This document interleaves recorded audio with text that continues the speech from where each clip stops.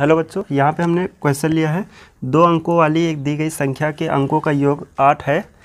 इस संख्या के अंकों को बदलकर प्राप्त संख्या दी गई संख्या से 36 अधिक है, तो दी गई संख्या ज्ञात कीजिए। तो यहाँ पे एक 2 अंकों की एक संख्या है ना, जिसके अंकों का योगफल 8 दिया गया है, तो वो संख्या हमें पता ही नहीं है। सबसे पहले ये सीखेंगे कि 2 अंकों की संख्या कैसे माना जाता है। तो कोई भी 2 अंकों की संख्या, मान लिया हमने 26 है, 2 अंकों की संख्या है ना, इसको अगर हम ब्रेक करें तो इसको हम 20 + 6 लिख सकते हैं, और इसको और ब्रेक करेंगे तो 20 को भी हम लिख सकते हैं 10 × 2 और प्लस का 6। 2 अंकों की जो संख्या थी, यहाँ पे देखो 2 और 6 था ना, तो यहाँ 2 है, यहाँ 6 है, ये 10 अलग से आ रहा है ना। तो 10 क्या बता रहा है कि 10 ये दहाई का स्थान है, यानी देखो ये इकाई का स्थान है और ये दहाई का। 2 के साथ 10 है ना, यानी 2 हो गया दहाई का अंक।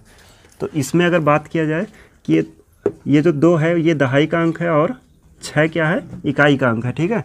तो अब कोई भी संख्या अगर हम मानेंगे तो उसमें 10 जरूर रहेगा। जैसे यहाँ पे हम 10x + y कर देते हैं, ये एक मानक रूप हो गया। इसमें सारी 2 अंकों की संख्याएं जितनी भी हैं सब आ जाएंगी, ठीक है ना। यहाँ पे x और y की वैल्यू हम रखते जाएंगे और वो संख्या हमें मिलती जाएगी। तो कोई भी 2 अंकों की संख्या मानना होगा तो 10x + y, या इसी को हम 10 वेरिएबल यहाँ चेंज कर देते हैं, 10a + b कर लेते हैं। चाहे इस प्रकार माना जाए, चाहिए ये 2 अंकों की संख्या है। अगर हम ऐसे मान रहे हैं x और y तो ये गलत है, ठीक है। इस प्रकार से 2 अंकों की संख्या नहीं बनती है, क्योंकि इसमें हमें दहाई का स्थान पता ही नहीं है। जबकि यहाँ देखो ये 10 जो आया है ना, दहाई का स्थान बता रहा है। तो यहाँ पे हमने ये सीख लिया कि 2 अंकों की संख्या मानते कैसे हैं, ठीक है। अब यहाँ पे क्वेश्चन पे आते हैं, और इसमें लिखा है कि 2 अंकों वाली संख्या दी गई है जिसके अंकों का योगफल 8 है। तो सबसे पहले मान लेते हैं, माना 2 अंकों की संख्या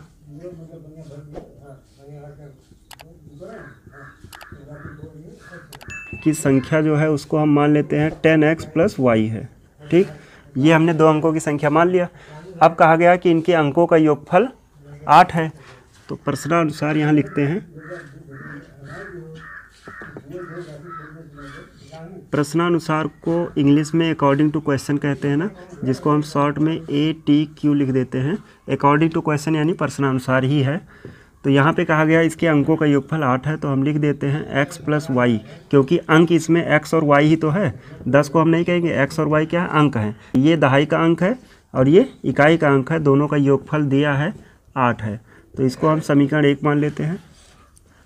अब अगर क्वेश्चन को आगे पढ़ोगे तो वहाँ लिखा है कि इस संख्या के अंकों के स्थान बदलकर प्राप्त संख्या, यानी अब जो संख्या हम माने हैं, अगर हम इसके अंकों का स्थान बदल दें, तो जब अंकों का स्थान बदलेंगे तो ये हो जाएगा 10y और प्लस x। स्थान बदलना मतलब जो इकाई का अंक है वो दहाई का बन गया, दहाई वाला इकाई बन गया।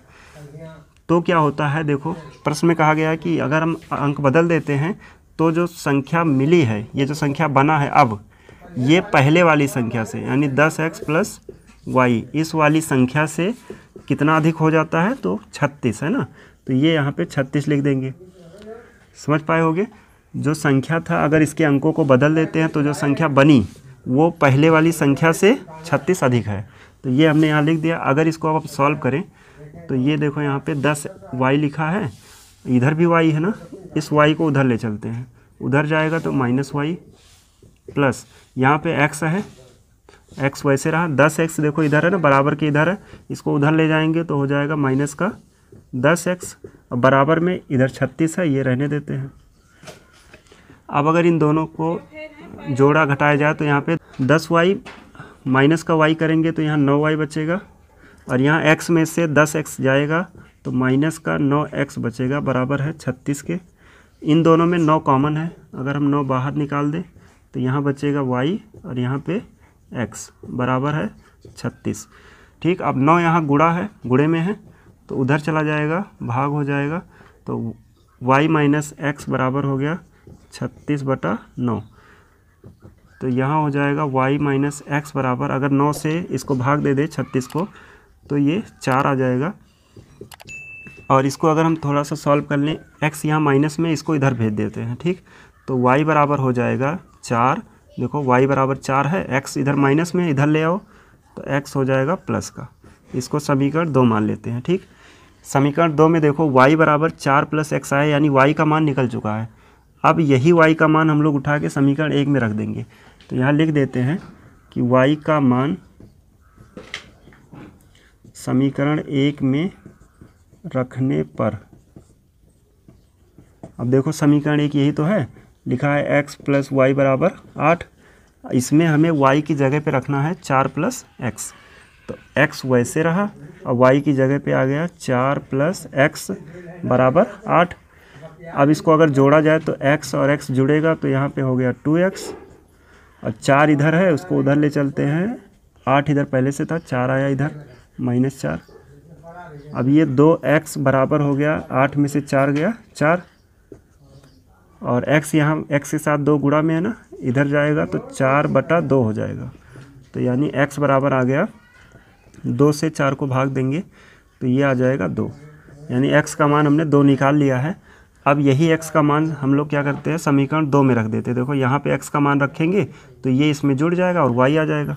तो अब लिखते हैं समीकरण 2 से y बराबर यही है 2, y बराबर ये 4 है और प्लस x है, x की जगह पे 2 रख देते हैं। तो y बराबर आ गया 4 और 2 मिलके 6 हो गया। x और y दोनों निकल चुका है। अब ये x और y है क्या, तो हम कहेंगे जो संख्या माने थे ना 2 अंकों की संख्या, उसमें से दहाई और इकाई के अंक है। तो ये अंक जो आया है इसको वहाँ रख देते हैं। अतः संख्या जो 2 अंकों की संख्या हम लोग माने हैं वो है 10 × x। x की जगह पे 2 प्लस y की जगह पे रखेंगे 6, तो ये 10 और 2 का गुणा हुआ तो 20 और प्लस का 6, यानी ये आ जाएगा 26।